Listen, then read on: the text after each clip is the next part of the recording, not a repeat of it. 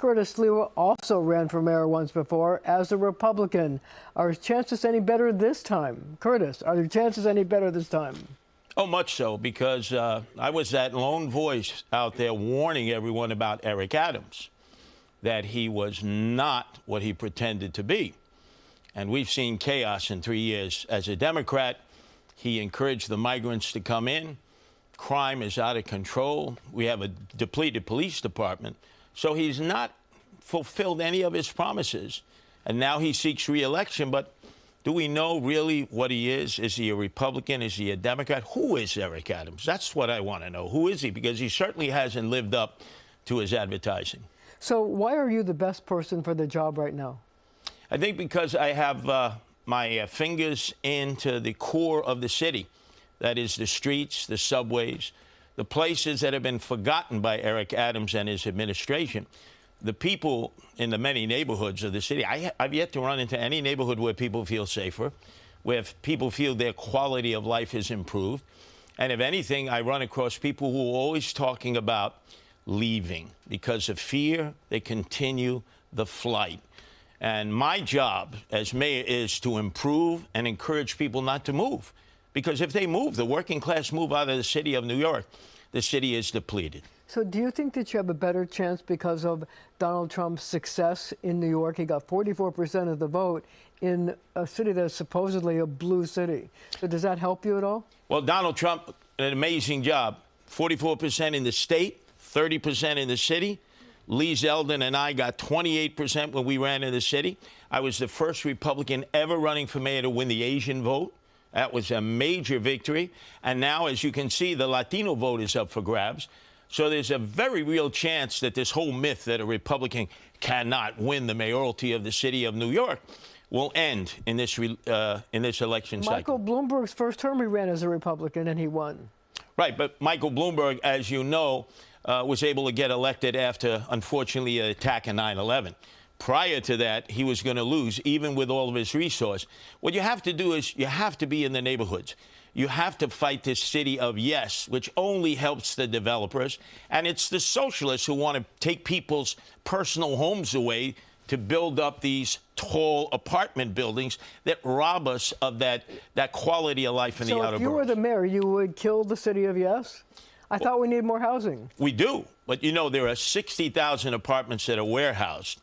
There are other apartments that are not being rented out in residential areas because tenant-landlord courts are a complete disaster. Well, how are you going to fix that? Well, you have to sit down with everybody and say, well, what are your problems? Why is it you're not releasing these apartments? Why are you sitting on 60,000?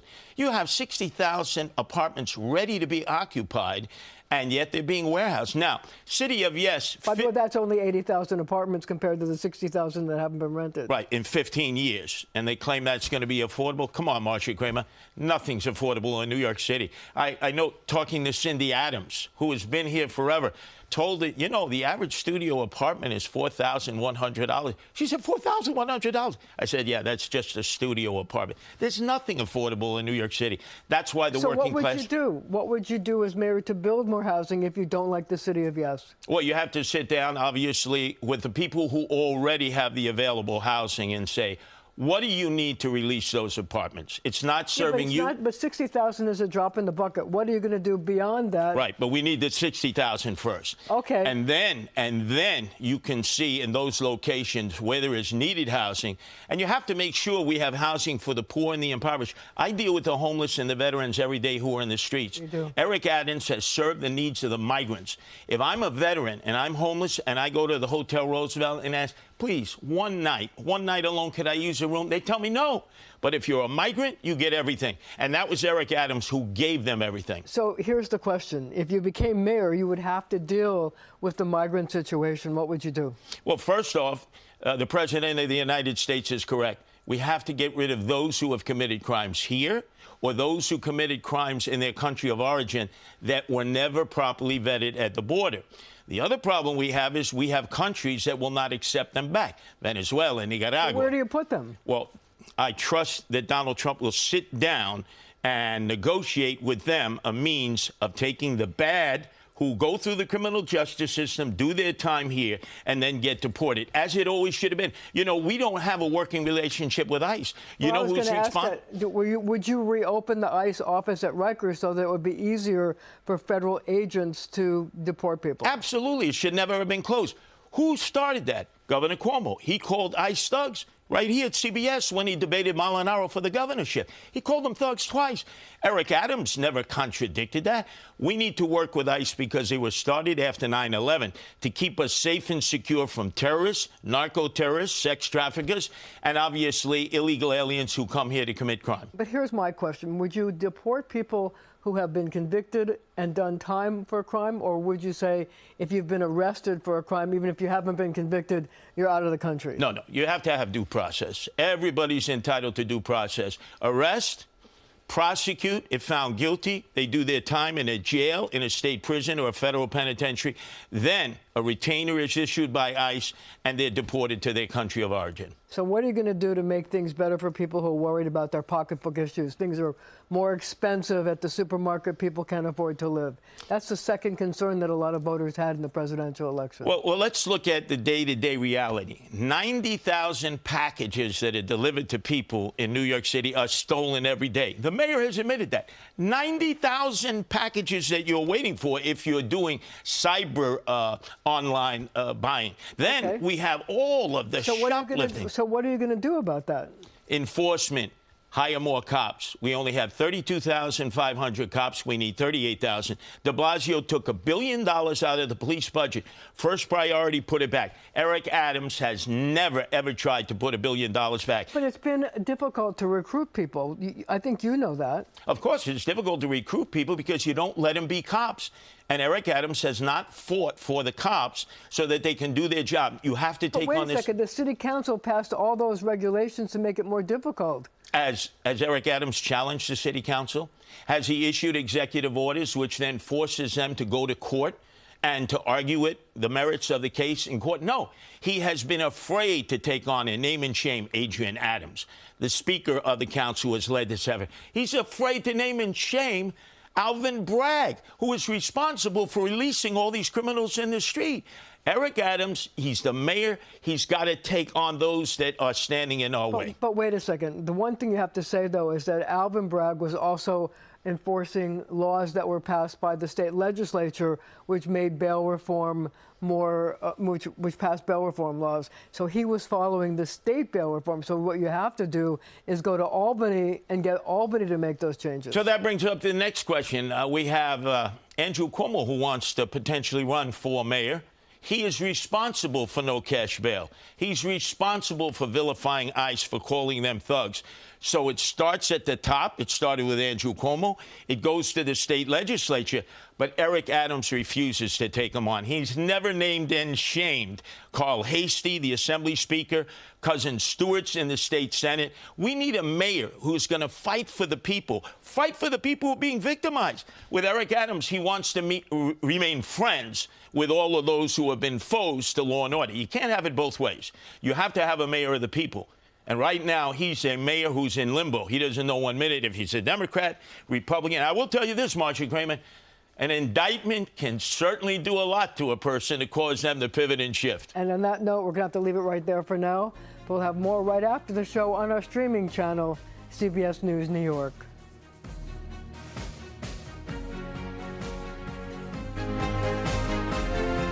We're back with Curtis Sliwa. My next question is this: why public service? Why have you decided to run for mayor yet again? What's the commitment? I've been involved in public service for 46 years as founder of the Guardian Angels, continuing to patrol the streets and the subways. And we're now in 13 countries all over the world. And it all started in the Bronx back in 1979. And you were there to see the birth of the Guardian Angels. You're giving me up. But you saw the progression. Look, we need honesty. Honesty is the best policy, and we haven't had that with Eric Adams. It has been 3 years of complete corruption. The Banks brothers, Timothy Pearson, Eddie Caban. I mean, you think of all the key people in the Adams administration. They're all corrupt. And why are they corrupt? Because the man in charge is corrupt, and that's Eric Adams. What do you think about the new police commissioner, Jessica Tisch? Jessica Tisch is not ready for prime time as police commissioner. There are others in the department who are running the department. When Eric Adams announced she is the commissioner, we know who the real commissioner is, and Who's that's the real commissioner? Eric Adams. Ask Keyshawn Sewell. She couldn't be the police commissioner because she had to report to Phil Banks. And everyone thereafter cannot be the police commissioner. Eric Adams should stay out of the business of the police department. When I'm mayor, you appoint a police commissioner and you let either her or him do their job. If there's a problem, you sit with them. But they run the police department, not the mayor. There are a lot of people that have been speculating about the possibility that the president-elect, when he becomes president, will pardon Eric Adams. What are your thoughts about that? That would be a mistake. If I could speak to President Donald Trump, I would say Eric Adams is saying, I'm innocent. Well, let him prove his innocence in a court of law. He'll have a jury of his own peers that he is the mayor of, and they'll look at all the evidence. There's 5 indictments, and it's foreign money influence, which is a danger. We've had red Chinese money. We have Turkish money. Bob Menendez was found guilty of being influenced by money from Egypt and Qatar. This is the biggest danger that we have now. Foreign money is influencing our election process because they figure, don't go to war against America. Just bribe the officials, who are always open to be bribed. So you don't think that the president should pardon Eric Adams. How do you feel about the possibility that he could pardon the people who committed the attack on the Capitol on January 6th? Well, I think President Donald Trump has said he will review each and every case, which he's entitled to do. We've seen that President Biden has lied to us, said he would never pardon his son Hunter and immediately pardon them, is now talking about pre-pardons for Dr. Fauci, for Liz Cheney, and for Senator Schiff. How do you feel about that? No, what is a pre-pardon? A pre-pardon means you're not admitting guilt. If you're pardoned after the fact, if you're found guilty of a crime, it means you have to admit you did it. Then the president has a right to either do a commutation or a pardon. That's the way it should be. But who ever heard of pre-pardons? I've heard of every pardon imaginable that a president could do. Bill Clinton wrote more pardons in the last 48 hours than any president in history. I never heard of a pre-pardon. That means I pardon you before you even go on trial, and a jury has an opportunity to listen to the facts and adjudicate it, whether you're innocent or guilty. That's the American system. Let's talk about another issue in New York City, congestion pricing. Yes. Good idea, bad idea? How do you feel about it? Horrible idea. The city has not recovered. You see all the empty stores. You see that half the workforce is not back working in offices. And now you're going to hit people with a tax. And you claim it's to benefit the MTA, the subways and the buses. Well, look at all the fare evasion. 30% of the people are not paying their fares in the subways, close to 50% on the buses. You have to have enforcement. We don't have enough policing. That's the problem. Drones are not the answer. Eric Adams wants to do the futuristic robots. That was a failure.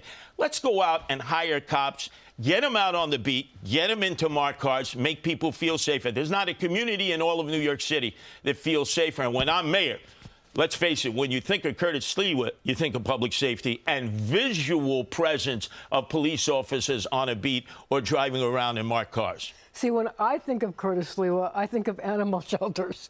Yes. And I think of the crisis that animal shelters are having now because there's so many animals. What should be done? Marcia, they've always complained they don't have enough space for all the unwanted animals. And you know, my belief is we should have no-kill shelters. Not a cat, a dog, or other animal should be killed unless you have no other choice. We have all these beautiful empty storefronts right along Madison Avenue. Put some of the dogs and the cats in the storefront. Men and women will pass every day with their children. Maybe adopt them. Not only adopt them, but give them the opportunity. If things don't work out, they can return them. Don't make them feel pressured. Provide the medication. Make sure the animals have the shots. Socialize the animals. My wife, Nancy, does that all the time. But there are so many other volunteers out there, men and women, who do this all the time, and they don't ask for anything in return. We would organize them, we would help them, and we would save the animals. Remember, as Mahatma Gandhi said, a society that doesn't care for its animals doesn't care for its human beings. Look at New York City with all of our homeless, American homeless, sleeping in the subways, sleeping in the streets, some of them veterans. And this mayor would rather take care of the migrants than our own people. That is an absolute shanda. That's a disgrace. And now all of a sudden he's doing a pivot and shift.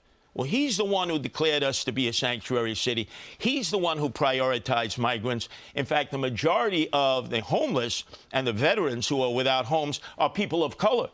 He's turned his back on his own people. And now, in order to save himself from going to jail, he's doing the pivot and shift. Oh, those indictments are so miraculous. They get you to wake up. It's like political smelling salts. I expect that Eric Adams will be wearing a MAGA hat soon. I mean, who is Eric Adams? Let's be real. Republican, Democrat, I get vertigo just thinking about this guy. So, last question. I have to ask you, how many cats now reside at Chez Sliwa? Only 5. What? Yes. The last time we spoke, it was 12. Right. But you see, my wife, she rescues them from the shelters. There's a kill list. So it's like on death row. She rescues them, she socializes them, gets them the shots, gets them the medicine, and now we have an animal welfare site where people can adopt them because we have a good track record. We have to have no-kill shelters because the one thing that brings people who voted for Trump and voted for Harris or independents together is animals. On everything else, they tend to disagree. It's animals that we can all agree on. But don't you miss the other 7 cats? No, because we were fostering them. We were finding them good homes. And, you know, a Pew Research study just came out that indicated that 97% of people who have animals at home or feral cats outdoors consider them to be family members. 97%. And in this recent presidential cycle, there was more news about animals than in all the other presidential campaigns combined, including, in the end, Peanut the squirrel, who dominated coverage. That's true. And our governor, Kathy Hochul, to this day has never explained why her agents of the Department of Environmental Conservation took these animals, chopped their heads off, because that's how you test for rabies. Right. They had no rabies. So how do you put them all back together again? She won't answer questions. You can't do that. We have to treat our people better. We have to treat our animals better.